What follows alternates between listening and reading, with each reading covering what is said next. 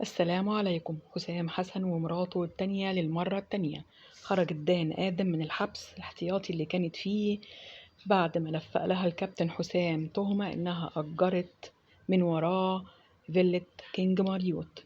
دان خرجت وعملت لقاء صحفي وقالت ما حصلش الكلام ده، الفيلا مكتوبة باسمي أنا وولادي وحسام، إحنا الأربعة مالكين الفيلا كل واحد ربع، وأنا مكتوب في العقد الفيلا إن مفيش أي حد ممكن يأجر أو يبيع إلا بموافقة جميع الأطراف. وأنا كنت قاعدة في الفيلا واتفاجئت إن في واحد بيخبط عليا وقال لي إن دي هو مأجرها من كابتن حسام.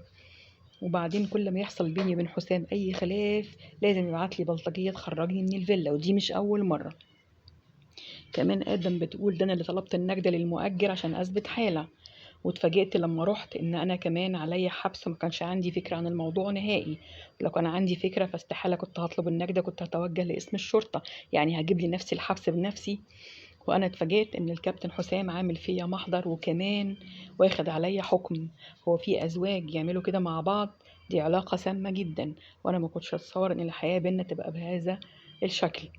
تستطرد الآن الكلام وبتقول إن إحنا طول الوقت في مشاكل ومع ذلك إحنا بنتصالح، لكن أنا كنت فاكرة إنه هيقف جنبي وإن هيجيلي الاسم عشان يقف جنب مراته، لكن اتفاجأت إن هو أصلا اللي ورا كل المشاكل اللي أنا فيها دي، وإن كل ده هو مخططهولي.